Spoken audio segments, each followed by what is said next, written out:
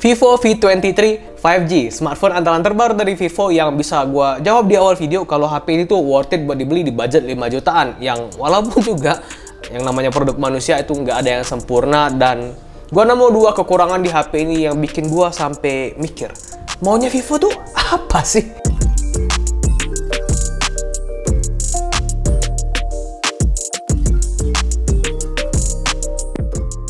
Dari awal pegang HP ini sampai kurang lebih seminggu pakai, gua masih bingung dengan desainnya.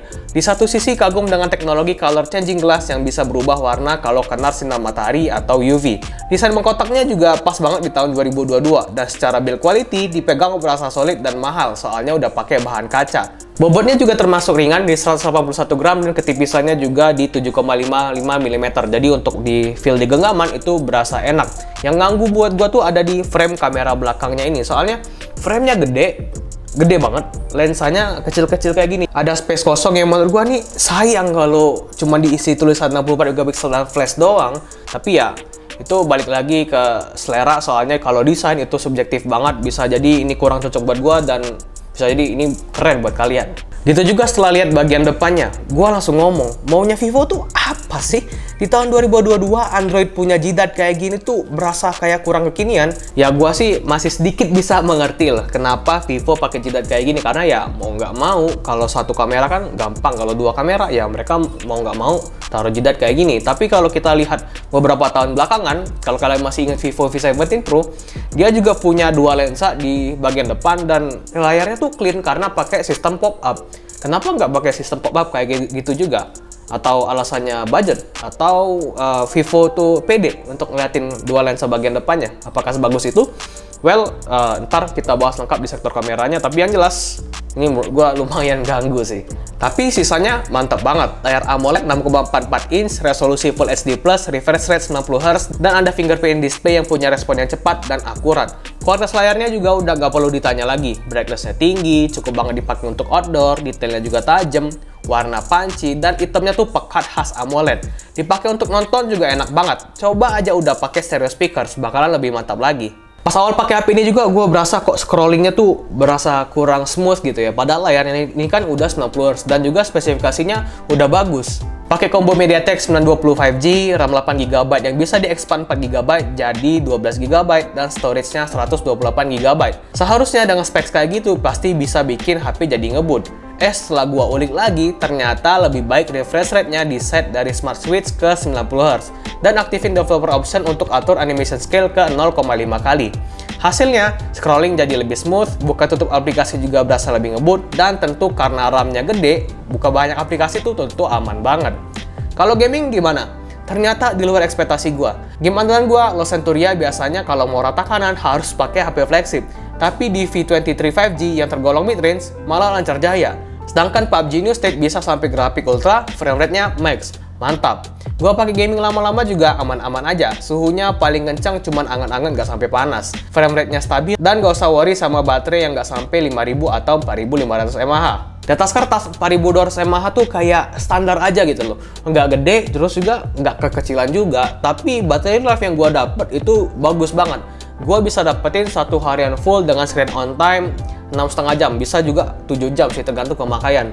Itu pemakaian gua medium to heavy lah, kayak main game, terus juga Zoom meeting, terus ngewibu di Iki, dan sisanya sosmed dan foto-foto. Itu juga termasuk lumayan barbar loh.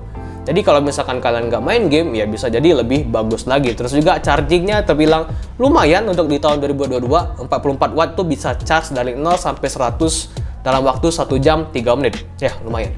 Berarti bisa gua simpulkan kalau chipset MediaTek sekarang tuh bagus banget ya. 6 nanometernya tuh emang nggak gimmick, performanya ngebut, terus juga baterai life juga awet. Tapi yang jelas baterai bisa seawet ini bukan berarti karena SoC-nya doang dan baterainya aja, tapi ada peranan software yang optimal.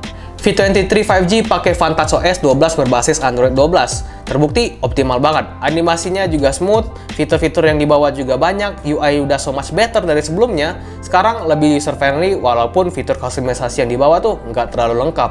Overall gua nggak ada keluhan sama sekali kecuali satu. Kok gua nemuin iklan ya? Soalnya selama gua pakai HP Vivo, baru ini gua nemuin iklan, dan iklannya tuh bakalan nongol setiap gua download aplikasi di Play Store dan bakalan pop up kayak gini.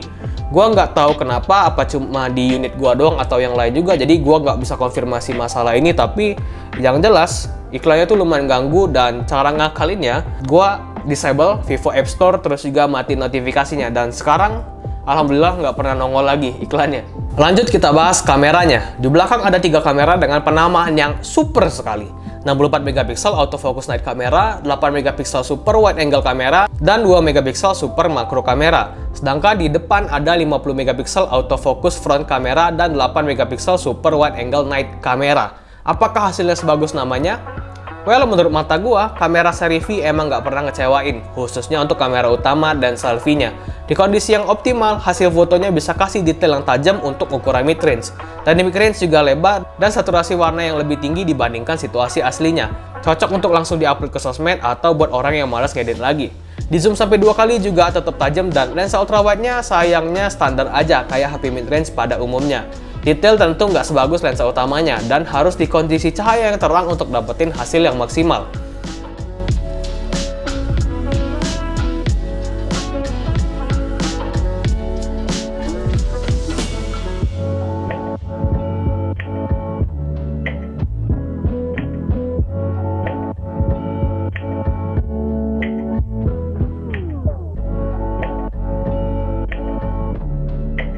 Untuk skin tone lumayan natural karena masih berasa efek beautify dikit walaupun udah dimatiin. Ini sih gua suka, biar muka gua nggak kelihatan dekil tapi nggak lebay juga beautify-nya. Foto portrait juga bagus, detailnya tetap tajam, skin tone diperhalus sedikit, dan separasi objek dan background terbilang lumayan. Sedangkan low light, penamaan night camera emang bukan gimmick karena hasilnya udah bagus banget ya harganya. Dengan night mode bisa kasih detail yang tajam, noise yang lebih rendah, dan foto yang jadi lebih terang. Tempat yang gelap kayak gini pun bisa jadi sosmed ready dengan night mode-nya. Gokil.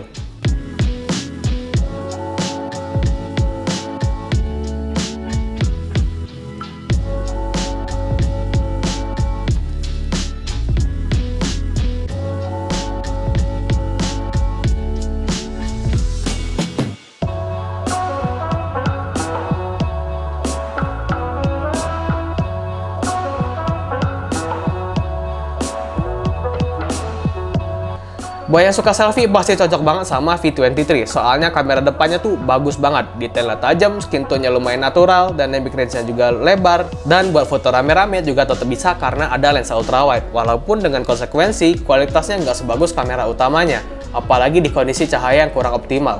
Khusus kamera utamanya bisa banget dipakai di malam hari. Night mode dan dual tone spotlight tuh juga ngebantu banget untuk ningkatin kualitas foto selfie di kondisi low light.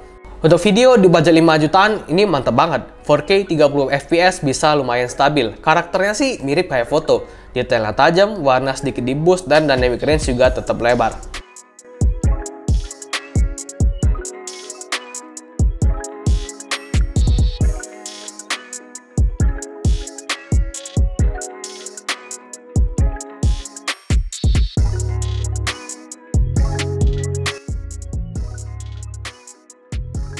Keren kali si Vivo V23 5G ini bisa 4K di kamera depan.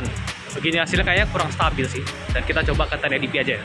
Ini 1080p 60 fps, masih luas, tapi gua nggak kelihatan ini stabil atau enggak. Ntar gua load aja. Dan kita coba 1080p 30 fps. Kalau ini 1080p 30 fps, stabilisasinya gua aktifin. Kayaknya lebih nge-crop dari yang tadi, tapi lebih stabil. Detail juga masih oke nih. Dan yang gimana menurut kalian? Kalau ini video 1080p 30 fps pakai kamera ultrawide-nya biar dapat semua nih kayak gini. Gua coba jalan ya. Detail oke sih. Cakep juga ultrawide-nya. Mantap. So, setelah seminggu kurang lebih gue pakai si Vivo V23 5G, bisa gue konfirmasi kalau HP ini tuh worth it buat dibeli di budget 5 jutaan. Sebenarnya harga resminya tuh 5,999, tapi setelah gue cek di e-commerce atau marketplace itu harganya ada yang jual 5,2 dan 5,3. Ntar gue taruh di deskripsi. Ya, jadi intinya worth it, asalkan kalian nggak permasalahkan nggak ada audio jack. Itu udah wajar karena di tahun 2022 itu udah jarang yang pakai audio jack. Terus juga nggak stereo speakers, masih mono speakers, dan desainnya. Kalau ini subjektif banget karena ya keren atau enggaknya balik ke kalian masing-masing. Tapi kalau gua rada gatel lihat frame kamera belakangnya ini kayak banyak banget space kosong. Terus apalagi di bagian depannya. Gua aja sampai sekarang masih terganggu sama jidat yang ada di iPhone. gede banget kan. Nah, sama juga kayak di Android. Gue tuh kalau gue tuh pengen yang layar clean aja gitu, satu kamera nggak apa-apa lah.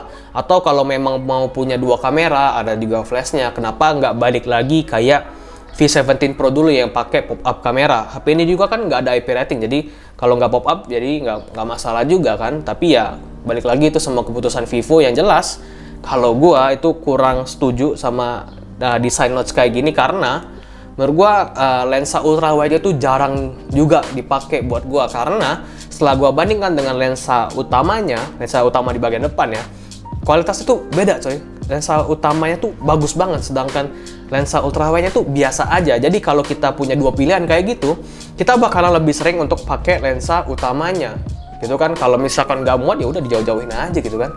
Ya itu menurut gua sih, daripada kualitas fotonya berkurang, lebih baik gua pakai lensa utamanya. Tapi ya enggak, itu balik lagi ke kalian.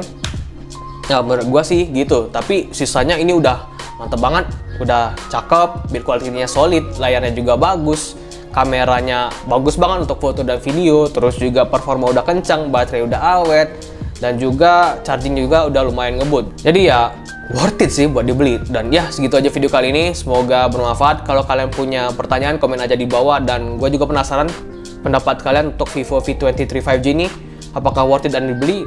Dan ya segitu aja video kali ini, gue Farid, bye.